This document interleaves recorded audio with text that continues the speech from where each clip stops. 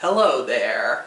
My name's Matthew Suramelli, and I've read lots of good stories that are tall tales, like Paul Bunyan, Johnny Appleseed, Davy Crockett, and lots of others. And of all those tall tales, you've heard about Pecos Bill, have you? What's that? You haven't? Well, I'm surprised at you. Pecos Bill was the world's greatest buckaroo, and he was also the roughest, toughest, rootinest, tootinest, shootinest cowpoke that ever lived. And my job is to tell it like it is, or was, or whatever. So right now, let me tell you about Pecos Bill.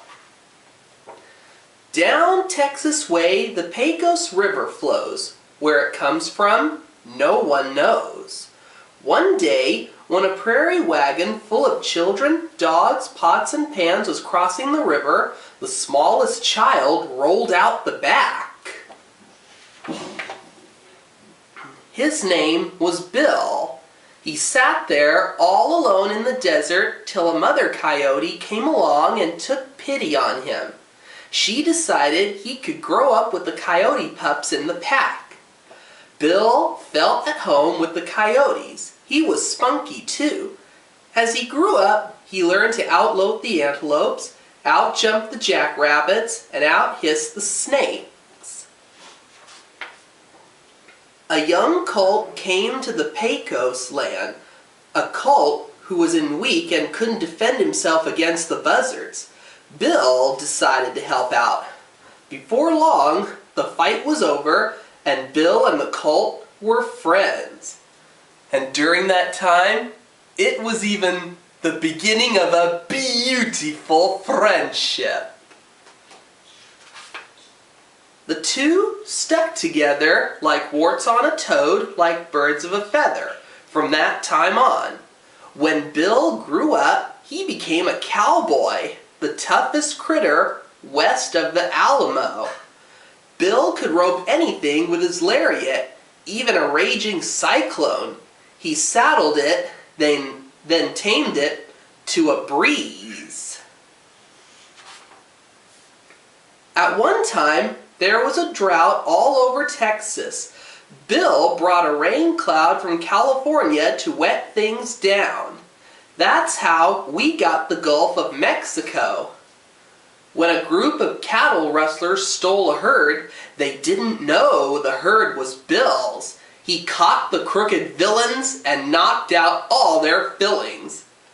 And these bad guys have gold teeth, and Pecos has punched them out of those villains. So where would Pecos Bill be without these bad guys? It's the reason we have gold in them thar hills. Once, Bill lost his way in the desert. He knew he'd never make it across the burning sand without some water. So he got a stick and dug the Rio Grande. A tribe of Indians was doing a war dance. Pecos Bill took out after them.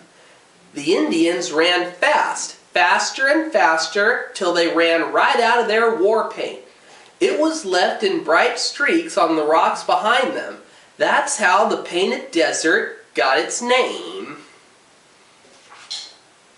It looked as though nothing would ever come between Bill and his horse called Widowmaker, because he had bucked off so many cowboys. Then down the stream on a catfish rode Slewfoot Sue, the first woman Bill had ever seen. And so down the stream is coming Slewfoot Sue. And now Pecos Bill has found his girlfriend. Widowmaker was puzzled. Sue looked like trouble to him. And sure enough, she was. For Bill and Sue fell in love. Sue wanted to get married riding Widowmaker. Well, that horse was not about to stand for it. The cowhands brought him over to her, fit to be tied. So now Slewfoot Sue is naming the wedding day, but there's a price. Pecos Bill needs to pay. And that's where Slewfoot Sue wants to ride his horse. So let's see what happens. This didn't bother Sue. She climbed right aboard. The more the horse bucked and reared, the tighter she hung on. It was plain to see she was a real brontic rider.